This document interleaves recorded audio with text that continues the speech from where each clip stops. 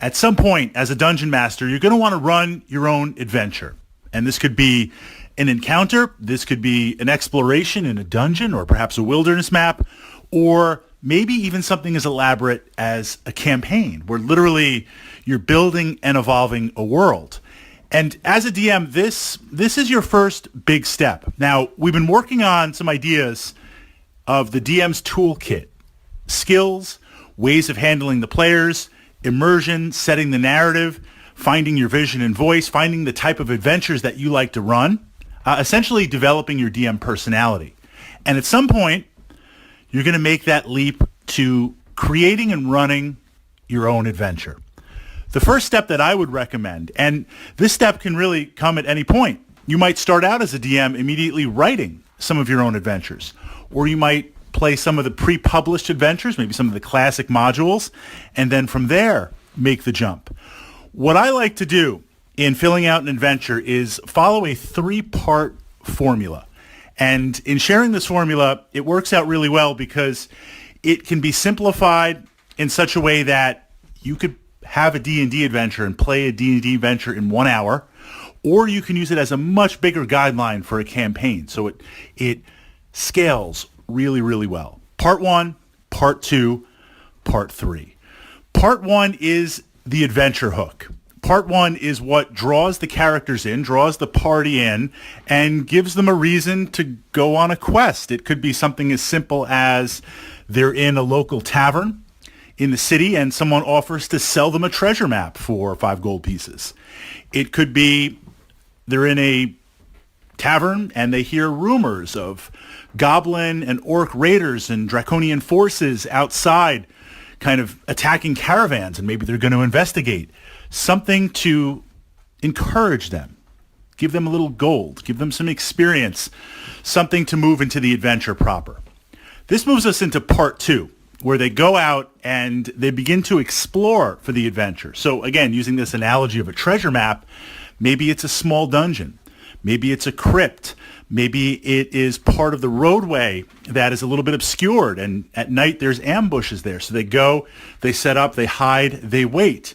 This is where now we involve some role-playing skills, some dice skills, maybe an encounter or two, what we traditionally think of as the bulk, the DNA of an adventure. So we have a reason.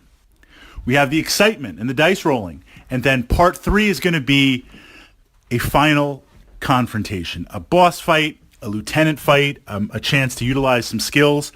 I always like to end my adventures on this note. Something, not that there's winners and losers in D&D, it's a narrative, but if I had to capture that feeling, winner takes all. We're playing for all the marbles. Will you be successful? I want my players to end on a really, really high note, an excited note, so this way they're like, next week, I can't wait to play another adventure.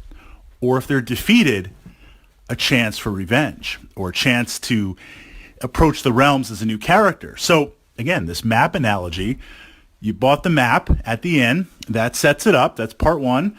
Part 2, you explore some crypts, you explore some dungeons, small. You confront an ogre mage. That's the first thing that I thought of on there, but it really could be anything that's kind of a boss level type monster. And in that moment, winner takes all. This kind of step 1, step 2, step 3, act 1, act 2, act 3 formula, again, can be broken out really, really big, really, really elaborate. One of the things that I'm working on right now, and the links are underneath this vlog in the info box in YouTube, I'm taking my first campaign. I define a D&D campaign as multiple adventures linked together where there's various factions in play, and the characters, as they develop, the party, they get to pick based on their actions, based on what they do, based on how their characters evolve.